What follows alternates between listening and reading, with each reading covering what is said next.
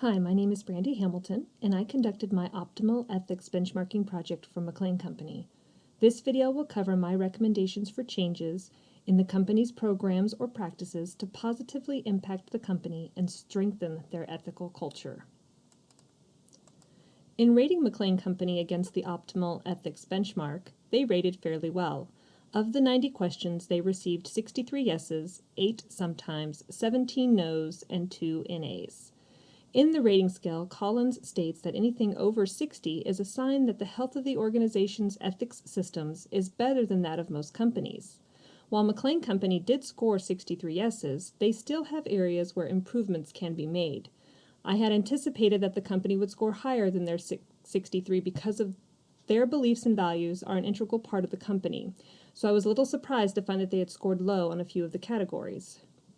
The 3 areas that McLean Company needs improvements on are the categories of ethics training, environmental management, and organizational assessment. McLean Company has a very extensive code of business conduct and ethics titled The Road to Success. It is a 22-page magazine that is sent to every employee's home each year. This code of conduct is a great start to an ethically healthy organization, but the company fails in training to ensure employees not only understand the code of ethics and conduct, but to help create an ethical culture through trust. In covering the ethics training section of the Optimal Ethics Benchmark, McLean scored a no on all the questions in this category, making it imperative that they implement an ethics training program to strengthen the ethical health of the organization. Since McLean Company currently does not have an ethics training program in place, I recommend they start with the web-based training program for new hires.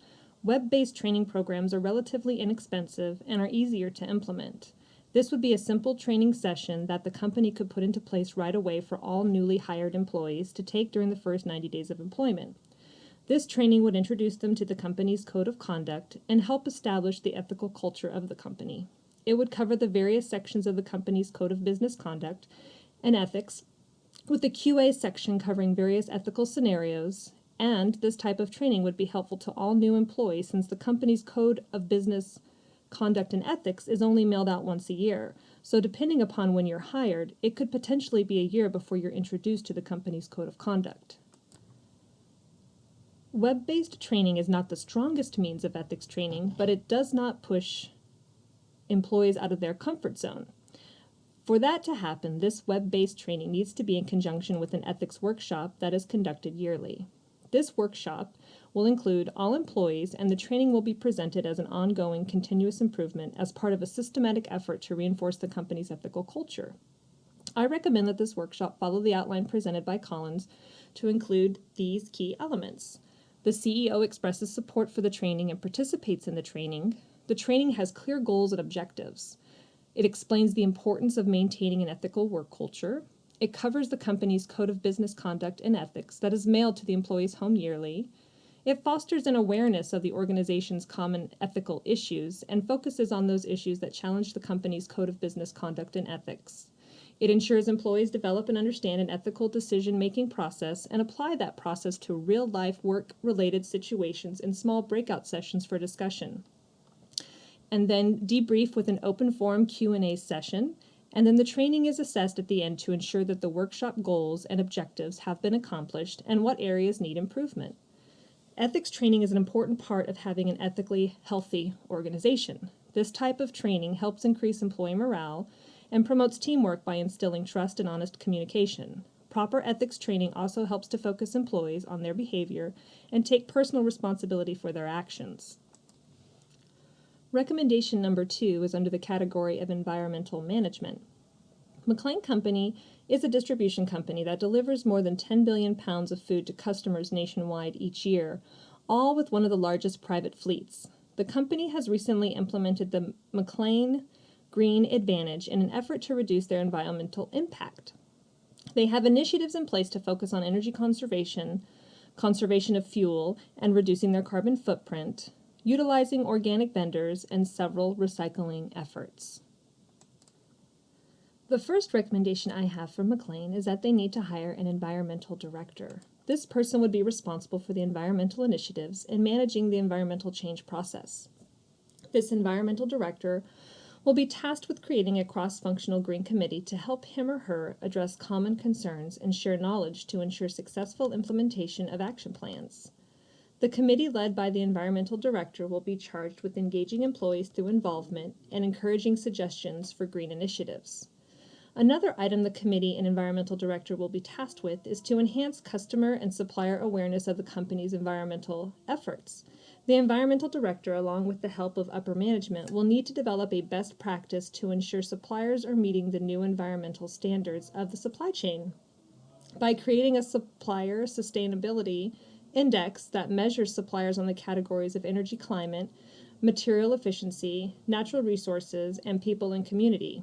Walmart also has one of these that they use to make sure their suppliers' operations are meeting their environmental standards and offer credits to their suppliers who apply similar eco-friendly standards.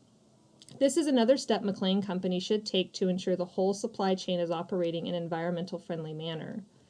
Finally, the environmental director, along with their committee, will need to measure and assess their environmental goals on a yearly basis. The director will need to develop baseline measures to provide feedback and reward results to the company's stakeholders. This is important to ensure the company's environmental goals don't fall through the cracks, and also to communicate and celebrate the company's success with employees and the community where they do business. McLane Company operates 80 distribution centers across the United States, and the only initiative they have taken to make these buildings green is energy-efficient fluorescent lighting and motion detectors. Taking 80 distribution centers and turning them green can be a costly undertaking. I recommend McLane Company start looking into solar energy for their distribution centers. This solar power system will not only cut energy cost and create a predictable and steady energy cost, but will also help reduce their carbon footprint. They can start with one building to show the energy savings and demonstrate their commitment to the environment, and slowly incorporate solar energy to all their distribution centers over a period of time.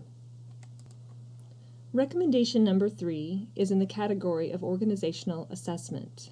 Annually, the company reviews and sends a letter to teammates on the company's ethics compliance program, which also contains information in regards to the ethics and compliance hotline to file a confidential report if they suspect or experience any unethical activity. This report is then passed on to the appropriate facility or department and is reported to the CEO. McLane Company scored well in that area of the organizational assessment section of the benchmark. However, the company does not conduct any sort of benchmarking to the industry's best ethical practices or to the optimal ethics system model. Also, they only send annual surveys regarding the company's ethical performance to a small selection of customers and suppliers. Given those findings, there are a few areas where McLane Company could make improvements in this category. The first recommendation, which is probably the easiest, is to send their annual survey on the company's ethical performance to all of the company's customers and suppliers. This survey should contain questions about the company's ethical performance and demonstration of values, incorporate the questions from the Code of Ethics survey from our textbook to include operating with integrity and respect, providing and promoting legendary service, using superior communications, embracing continuous improvement, and actively engaging in self-management.